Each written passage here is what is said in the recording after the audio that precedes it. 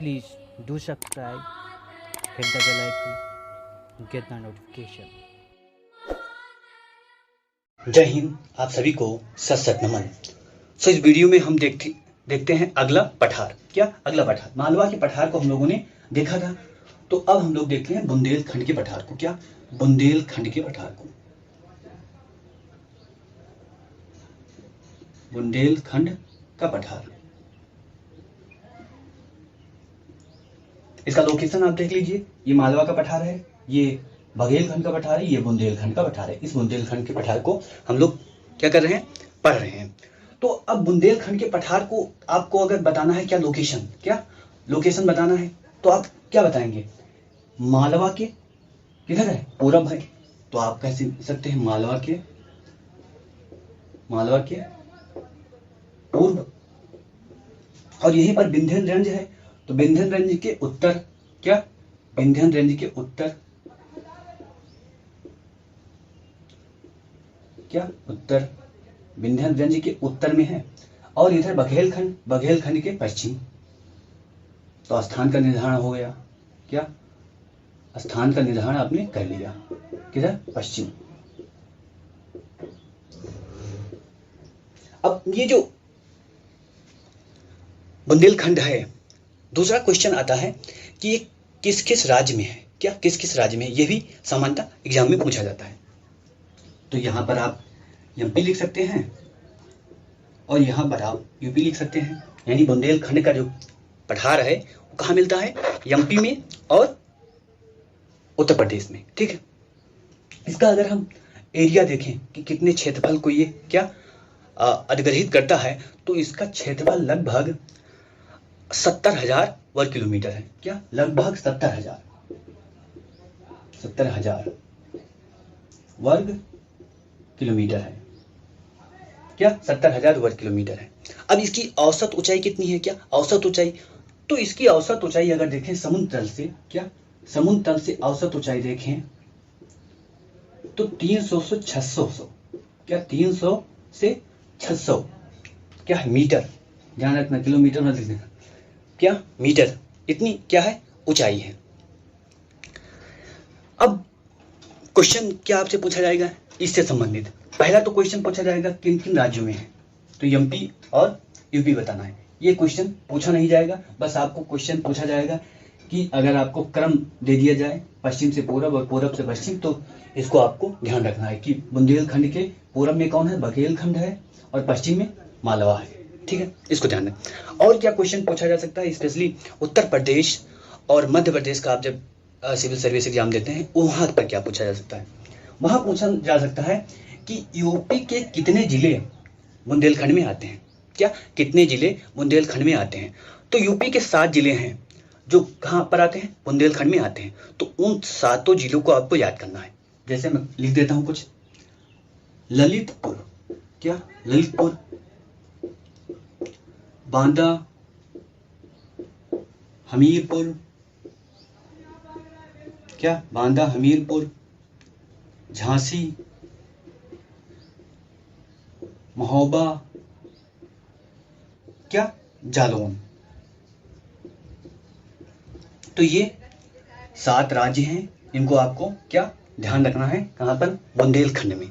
Specially आप जब Uttar Pradesh pre का एग्जाम देंगे तो ये क्वेश्चन पूछा जाता है। अब इसी तरह अगर आप मध्य प्रदेश प्री का एग्जाम देते हैं तो भी ये पूछा जा सकता है।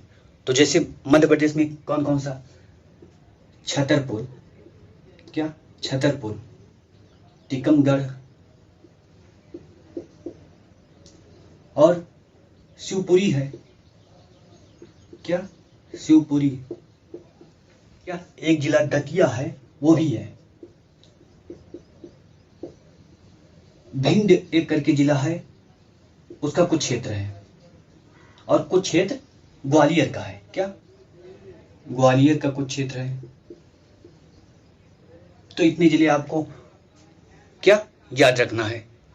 इतने जिले आपको किसमें याद रखना है? मध्य प्रदेश में। स्पेशली मध्य प्रदेश का जब आप पीसीएस एग्जाम देते हैं।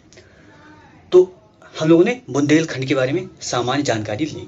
अब बचता है क्या? बुंदेलखंड की जो कुछ नदियां हैं, क्या, बुंदेलखंड की कुछ नदियां हैं।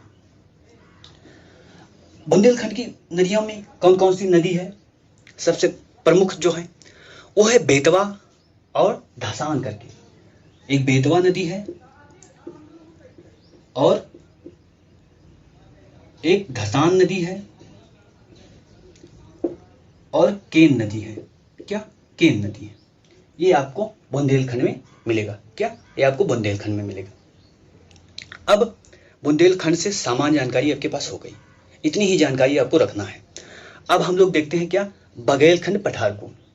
क्या, बघेलखंड के पठार को।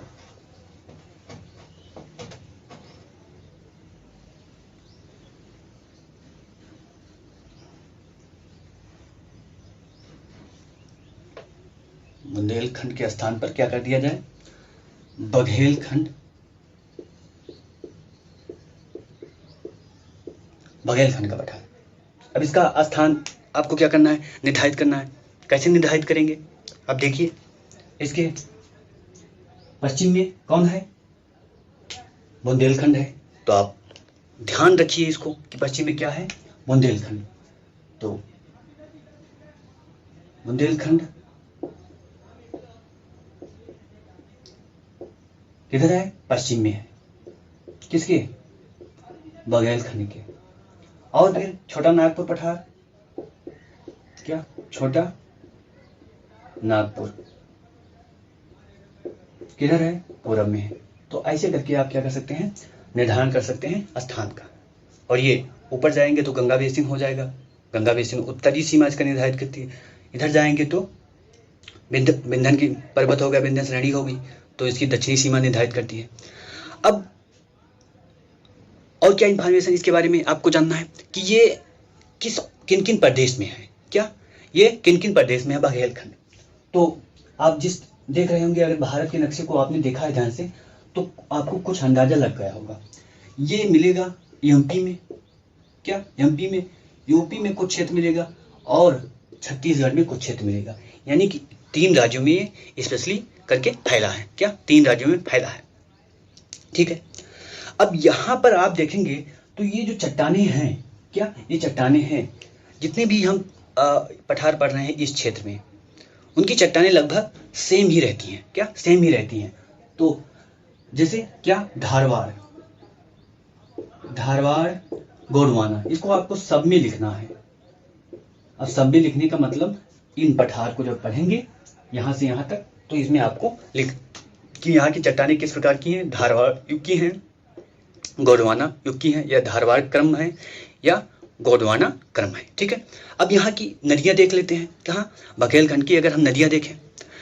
और एक क्वेश्चन क्या हो सकता है, आपको यह पूछा जा सकता है कि यूपी या एमपी में बघेलखंड के कितने जिले हैं। इसको आपको क्या करना है, इसको आपको, ये आपका होमवर्क है, आपको देखना है कि बघेलखंड जो है वो एमपी के किन किन जिलों में है। क्या, एमपी के किन किन जिलों में है। ठीक है, या यूपी के किन जिलों में है, ये आपको ध्यान रखना है। ठीक है, कि बघेल एक प्रकार की कह सकते हैं राजपूत डायनेस्टी है। क्या, बघेल जो है एक प्रकार की क्या है, राजपूत डायनेस्टी है। तो वही राजपूत डायनेस्टी के आधार पर इसका बघेलखंड नाम पड़ गया। क्या, बघेलखंड नाम पड़ गया। मालवा का भी नाम, मालव मतलब होता है लक्ष्मी देवी। क्या, मालव का अर्थ होता है लक्ष्मी देवी। तो लक्ष्मी देवी के नाम पर इनका कह सकते हैं मालवा नाम पड़ा। ऐसे बुंदेल क्षेत्र के नाम पर बुंदेलखंड का नाम पड़ा। ठीक है।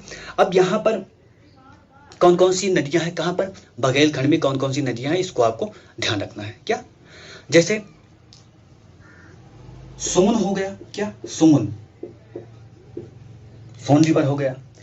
सोन के बाद आपको रिवर मिलेगा हसदो करके। क्या, हसदो करके एक रिवर है, उसको आप ध्यान में रखिए। क्या, हसदो। बनास करके एक रिवर है। क्या, कहाँ की बात हो रही है, ये बघेलखंड की बात हो रही है, ये आप ध्यान रखना। और जोहिल्ला, क्या, जोहिल्ला करके नदी है। क्या हो गया, सोन हो गया, हसदो हो गया, बनास हो गया और जोहिल्ला हो गया। ठीक है। तो इतना आपको इतनी नदी, इस संदर्भ में आपको ध्यान रखना है कि यहाँ पर ये नदी है। ये नदी क्यों बताया जा रहा है आपको? अब ये अगर नदी आ गई और आपसे पूछा गया सबसे उत्तर में या सबसे दक्षिण में, तो आपको इसमें से कोई नदी दे दी गई जोहिल्ला, और यहाँ से दे गई, यहाँ से कावेरी दे दी गई। अब आपको अगर पता है कि जोहिल्ला नदी है, इसको बघेलखंड में हम लोगों ने पढ़ा था, तो आपको क्वेश्चन तुरंत टेकल हो जाएगा कि ये यहाँ पर है, ये यहाँ पर है, तो क्रम कैसे हमें सजाना है, क्या क्रम कैसे हमें सजाना है।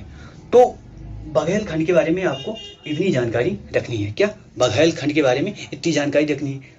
और एक पॉइंट हम लोग भूल रहे हैं, हमने इसका क्षेत्रफल नहीं देखा बघेलखंड का। बघेलखंड का क्षेत्रफल देखेंगे तो लगभग 74,000 वर्ग किलोमीटर है। क्या अगर क्षेत्रफल देखेंगे तो 74,000 वर्ग किलोमीटर है, क्या 74,000 वर्ग किलोमीटर है। और क्या हो सकता है? 74,000 हमने देख लिया। इसकी औसत ऊंचाई क्या है? तो लगभग यहाँ से और यहाँ तक आप देखेंगे जितने पठार हैं उनकी लगभग औसत ऊंचाई सेम ही है। क्या औसत ऊंचाई लगभग सबकी सेम ही है। तो आप लगभग सबका 500 मीटर अगर लिख देते हैं तो आप मतलब क्या, आप नज़दीक हैं, क्या आप नज़दीक हैं, ठीक है। तो इतना आपको जानना है बघेलखंड के बारे में। सो आज के लिए इतना ही, फिर मिलते हैं अगले वीडियो में। उसमें हम लोग 2 पठार और पढ़ेंगे, जिसमें एक छोटा नागपुर पठार होगा और एक मेघालय का पठार होगा। क्या छोटा नागपुर और मेघालय का पठार। तो आज के लिए इतना ही, फिर मिलते हैं अगले वीडियो में। तब तक के लिए जय हिंद।